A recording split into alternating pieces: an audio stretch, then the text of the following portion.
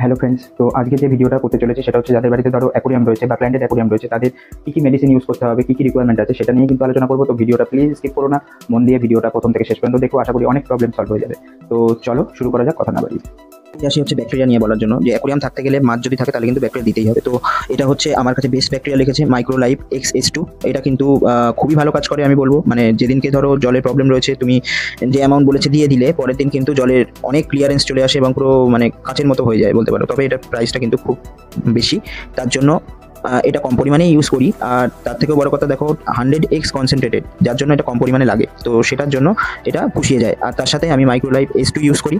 এটা কিন্তু এই একই কোম্পানির, তবে এটা সপ্তাহে 2 দিন আমি যদি 5 ml কি 7 ml করে দিই তাহলে কিন্তু অ্যাডজাস্ট হয়ে যায়। ওটা একটু কম লাগে, এটা দিয়ে অ্যাডজাস্ট হয়ে যায়। তো এই দুটো কিন্তু আমার কাছে বেস্ট লেগেছে, তার জন্যই তোমাদের বললাম। আর আরেকটা যেটা লাগে মাছ রাখতে গেলে রক সল্ট কিন্তু অবশ্যই দিতে হবে। জল পাল্টালেও বলো বা সপ্তাহে একদিন যদি দিতে পারো তাহলে কিন্তু মাছের যে পেটের যে সমস্যাগুলো হয়, ডায়রিয়া বলো বা বিভিন্ন রকম যে সমস্যাগুলো, সেগুলো কিন্তু ক্লিয়ার হয়ে যায়।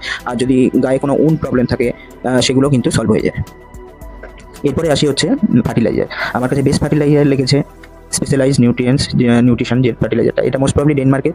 এটাও কিন্তু একটু কস্টলি, তবে আমার কাছে কিন্তু খুব ভালো ফার্টিলাইজার এটা লেগেছে, কারণ আমি খুব ভালো উপকারও পেয়েছি। আর তার সাথে আমি ইউজ করি হচ্ছে প্ল্যান্ট হেলথ ফর্মুলা। এটা হচ্ছে আমি সপ্তাহে একদিন ইউজ করি, যার জন্য প্ল্যান্টের গ্রোথ এবং কালার এটা কিন্তু ভালো থাকে এটার জন্য। আর তার সাথে ইউজ করি যে ফাইটোকার্প লিকুইড CO2, মানে যেটা আমি সিলিন্ডারে দিচ্ছি, সেটা ছাড়াও সপ্তাহে একদিন যদি দেওয়া হয় তাহলে কিন্তু আরও ভালো হয় গাছের ক্ষেত্রে।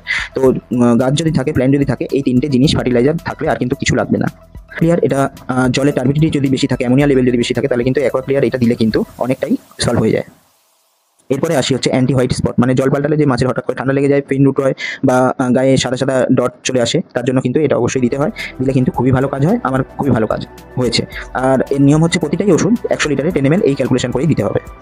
এরপরে আসি হচ্ছে স্ট্রেসিল। মাছ যখন জল পাল্টানো হয় তারপরে কিন্তু স্ট্রেচে চলে যায়, কিছু কিছু মাছ খাবে না, কদিন পরেই মারা যায়। তো তার জন্য যখন জলের মধ্যে কোনো কিছু তুমি কাজ করছো, করার পরে এই স্ট্রেসিলটা দিয়ে দিলে, লাইট বন্ধ করে দিলে, মাছগুলো কিন্তু স্ট্রেচ থেকে অনেকটাই রিলিফ হয়ে যায়। তো এটা অবশ্যই রাখতে হবে। তার সাথে আমি মাল্টিভিটামিন ইউজ করি B3। এটাও একটু কস্টলি, তবে সপ্তাহে একদিন কিন্তু ইউজ করা অবশ্যই দরকার। এটা কিন্তু টারমারিক আছে এবং জিঞ্জারও রয়েছে, তো এটা খুবই ভালো মাল্টিভিটামিন। আর নিউট্রোফিটটা তো তোমাদের সাথে প্রতিদিন বলি, এটা কমন, খাবারের সাথে দিতেই হবে।